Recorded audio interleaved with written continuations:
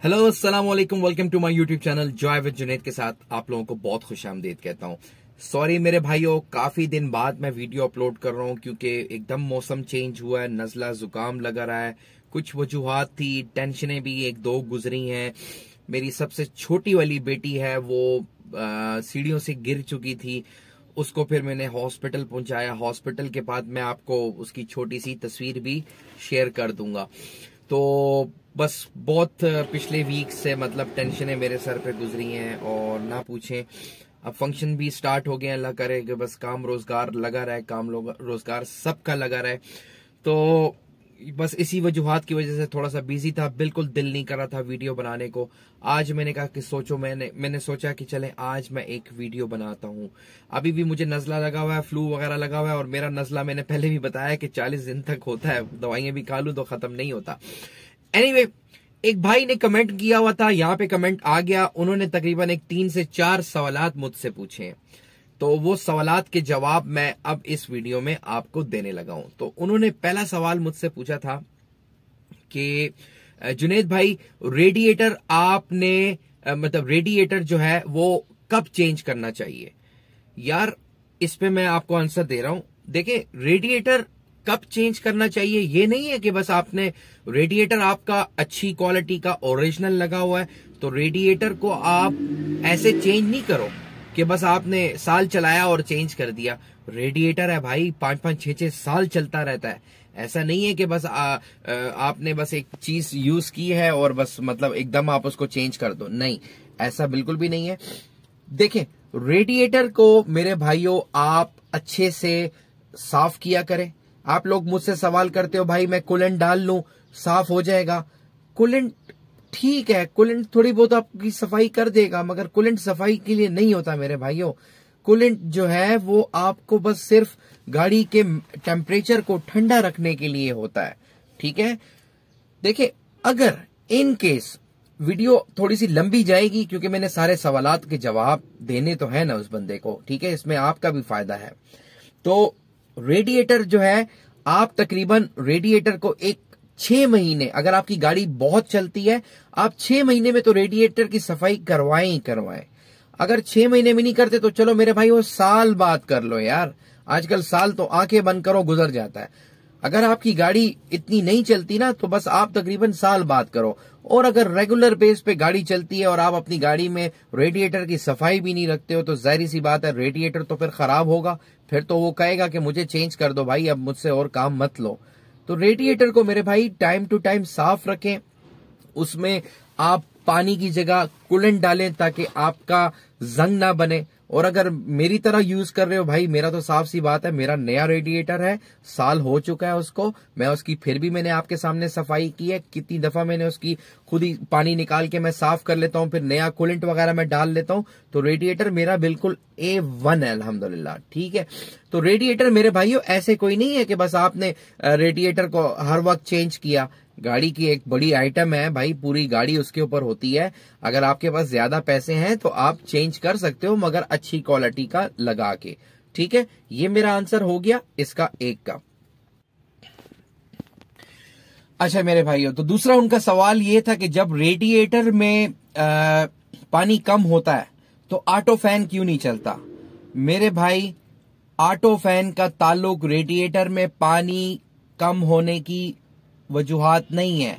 अगर आपके रेडिएटर में पानी कम है तो ऑटो फैन का उससे कोई ताल्लुक नहीं है। ताल्लुक ऑटो फैन का तब है कि जब आपकी गाड़ी हीट अप हो जाए, अपने टेम्परेचर से ऊपर हो जाए, तो तब आपका ऑटो फैन चलता है। अदरवाइज आपने पानी डाला ही नहीं हो, रेडिएटर आपका बिल्कुल खाली पड़ा हो और गाड़ी आपने अभी स्टार्ट की हुई और गर्म भी ना हो और आप उसमें सोच में लग गए हो कि यार ये ऑटो फैन क्यों नहीं काम कर रहा। ऑटो फैन मेरे भाइयों, अगर आपका ऑटो फैन ठीक है, उसका ऑटो क्लिकर जो होता है वो ठीक है, यानी सेंसर जो होता है वो ठीक है, तो उसको तब काम करना चाहिए कि जब आपकी गाड़ी का टेम्परेचर अच्छा खासा ऊपर हो जाए। जब आपका टेम्परेचर ही लो है तो ऑटो फैन आपका क्यों चलेगा मेरे भाई।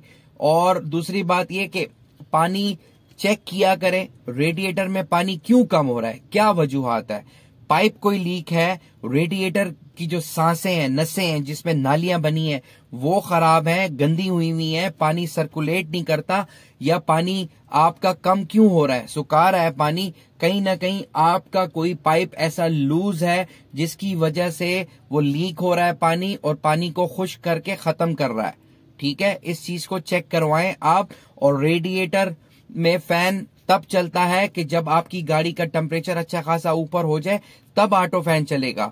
यानी आप ये देख लें कि अभी आपने गाड़ी स्टार्ट की है, जब गाड़ी आपने स्टार्ट कर ली है और उसके मुतालिक फिर मतलब आपकी गाड़ी गर्म होने लग गई है, अब आपको पता है कि इसमें प्रेशर भी बन रहा है और गाड़ी अच्छी खासी हीटअप होने लगी है, तो ऑटोमेटिक आपका सेंसर ऑन उसको कर देगा। जब पानी जब उसके साथ टकराएगा ना, तो वो ऑटोमेटिक वो सेंसर काम करने लग जाएगा। ठीक है, तो अब मैं तीसरा उनका आंसर देता हूं। पर तीसरा उनका ये है कि आपको कैसे पता चलेगा कि आपकी गैस किट कमजोर है। तो मेरे भाई, गैस किट कमजोर तब होती है कि जब आपका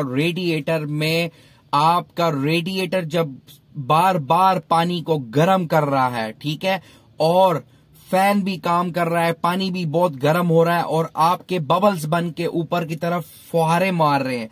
अगर आप उसको खोल देते हो, ठीक है, रेडिएटर का ढक्कन खोल लेते हो और पानी जो है आपका प्रेशर होके निकल रहा है, बुलबुले बन रहे हैं, ठीक है, पानी के अंदर बबल्स बन रहे हैं, आपको थ्रो कर रहा है पानी, यानी ऐसे छींटों की तरह पड़ी जा रहा है, तो इसका मतलब है कि आपकी गैस किट का मसला है, गैस किट कमजोर है।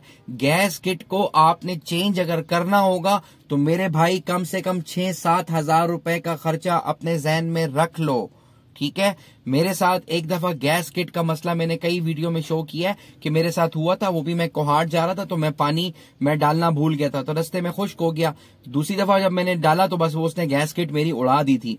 तो जब गैस किट उड़ा दी थी तो वो मेरी गाड़ी जो है ना पटाखे निकालने लग गई। तो फिर पूरी गैस किट मैंने चेंज करवाई थी और तकरीबन 3,000 रुपए का खर्चा आज से तकरीबन 4 साल पहले तो था ही था, 4 साल पहले मैंने चेंज करवाई थी। तो गैस किट मेरे भाइयों आपको तब कमजोर फील करवाती है कि जब आपका रेडिएटर बहुत ही हीटअप हो जाए, उसमें से पानी जो है आपका उबलने लग जाए, पानी बुलबुलों की तरह प्रेशर से बाहर निकले, ढक्कन जब खोलते हो आप, तो उसमें आपकी गैस किट कमजोर और खराब हो जाती है।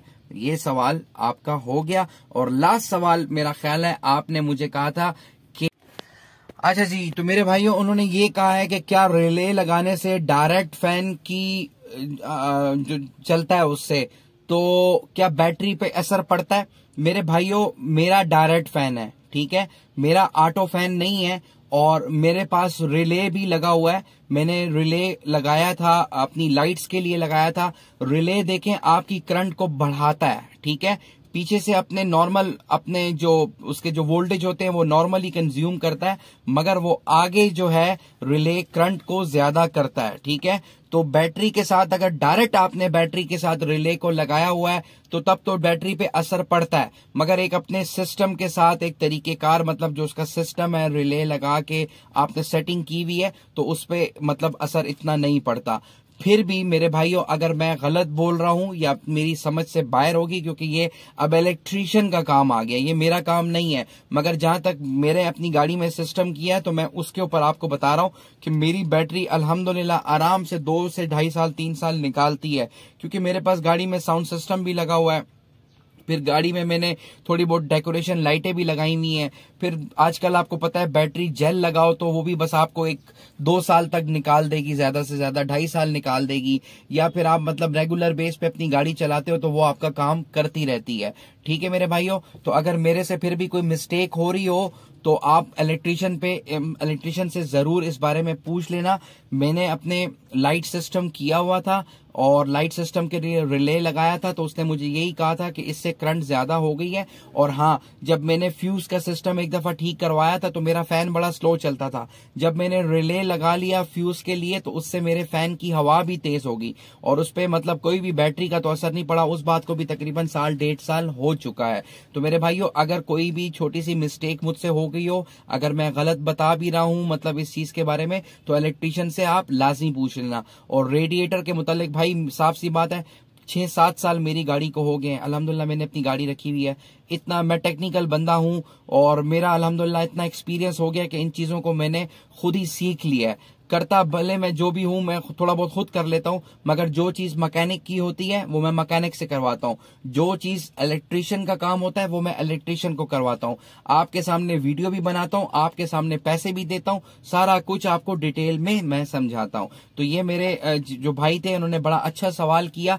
बाकी लोगों के भी मुतालिक मैंने सारा कुछ बयान कर दिया और ऐसे ही सवालात पूछा करें ताकि मैं डिटेल में आपको ये सवालात के फिर जवाब दिया करूं।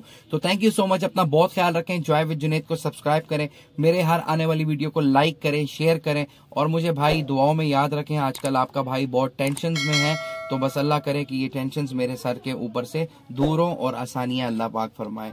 ठीक है, तो नमाज कायम रखें और कुरान पाक डेली पढ़ा करें ताकि अल्लाह पाक कहते हैं कि कुरान और नमाज को अपनी जिंदगी में ले आओ, मैं आसानियां करूंगा। तो अल्हम्दुलिल्लाह आपका भाई अल्हम्दुलिल्लाह नमाज गुजार बंदा है और अल्हम्दुलिल्लाह कुरान पाक की डेली मैं तिलावत करता हूँ। तो thank you so much. Allah Hafiz.